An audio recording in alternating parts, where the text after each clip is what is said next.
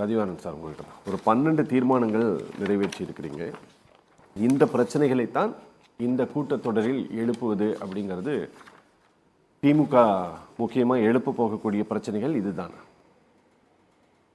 ஆமாம், நிச்சயமாக தமிழ்நாட்டுக்கும் தமிழ்நாட்டு மக்களுக்கும் வஞ்சிக்கிற இந்த மோடி அரசை இந்த நாடாளுமன்ற குளிர்கால கூட்டத்தொடரில் நிச்சயமாக நம்ம குரல் ஒலிக்கணுன்றதில் முத்துவேல் கருணாநிதி ஸ்டாலின் தெளிவாக இருக்கார்.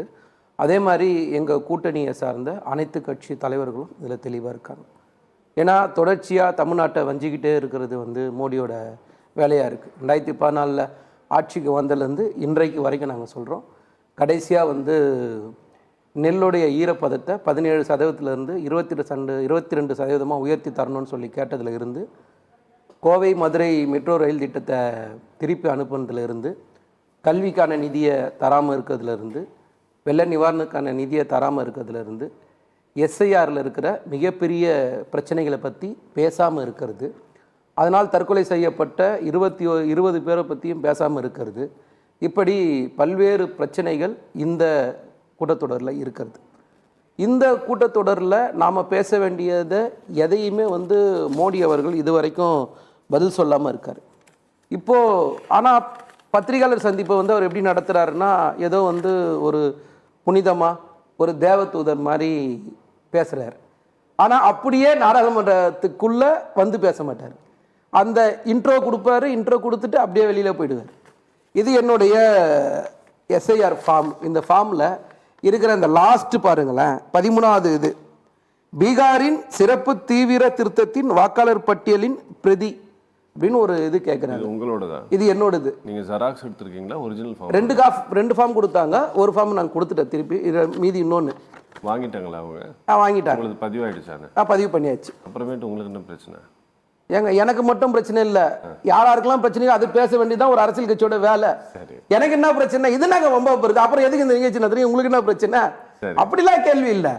இந்த வார்த்தையை பீகாரின் சிறப்பு தீவிர திருத்தத்தோட இது இங்க எதுக்குன்னு கேட்கிறோம்.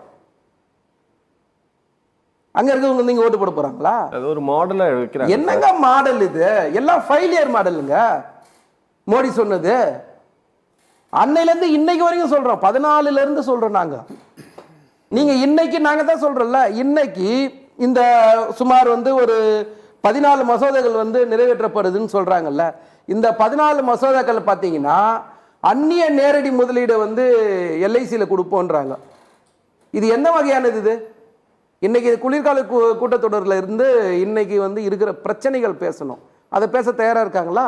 எஸ்ஐஆரை பற்றி பேச தயாரா இல்லை, டெல்லி கார் குண்டு வெடிப்பை பற்றி பேச தயாரா இல்லை, தேச பாதுகாப்பை பற்றி பேச தயாரா இல்லை. நீங்க எதை பற்றியும் பேசாத ஒரு பிரதமர். நீங்க இப்போ பேசிட்டு இருக்கும்போது ஜம்மு காஷ்மீரில் டெல்லி பாம்பிளாஸ் பற்றி விசாரணை நடத்தி கொண்டு இருக்கக்கூடிய தேசிய புலனாய்வு முகமை இப்போ நாம் பேசிகிட்டு இருக்கிற நேரத்தில் ஒரு அரை மணி நேரத்துக்கு முன்னால் வர அவங்க அங்கே ரைட் பண்ணிட்டு தான் இருக்கிறாங்க. வேற என்ன பண்ணணும்? பதில் சொல்லணும்ல சார். யாருன்ற குறைந்தபட்சம் இந்த நாட்டுடைய உள்துறை அமைச்சர் பதில் சொல்லணுமா இல்லை சார்? இன்வெஸ்டிகேஷன்ல தான் தெரியும். அது எப்படி எல்லாத்தையும் நீங்களே முடிவு பண்ணீங்கன்னா வழக்கமா? இப்போ மட்டும் இன்வெஸ்டிகேஷன் அப்படி வரீங்க நீங்க. சரி, நம்ம வழக்கமா இந்த 14 வருஷத்துல பிஜேபி ஆட்சியில எல்லாமே நீங்க தொடர்ச்சியா பாருங்களேன், இவங்க ஆளும் போதெல்லாம் பிரச்சனை நடக்கும். அந்த கத்தகாரி விவாதத்தை இதுதான் காரணம் நீங்க முடிவு பண்ணி அவங்க முடிவு பண்ணிடுவாங்க. அவங்க முடிவு பண்ணி அவங்களே சொல்லிடுவாங்க. ஆனா இது வரைக்கும் காரணம் சொல்லன்னு சொல்றாங்க. ஒரு யூனிவர்சிட்டியை கார்னர் பண்றாங்க. அந்த யூனிவர்சிட்டியில இத்தனை பேர் சம்பந்தப்பட்டவங்கன்னு சொல்றாங்க. அதுக்கப்புறம் அவங்க யாரும் அதுக்கு தொடர்பு இல்லைன்னு சொல்றாங்க. இன்னைக்கு ஆனா பதில் இல்லை. எங்களோட கேள்வி என்னன்னா, இந்த நாட்டுடைய பிரச்சனையை பேச ஏன் தயாரா இல்லைன்னு கேட்கிறோம்.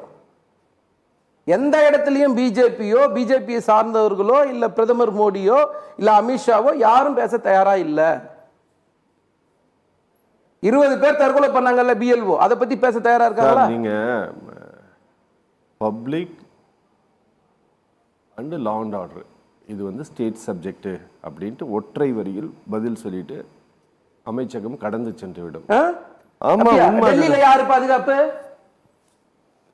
டெல்லியில யார் பாதுகாப்பு?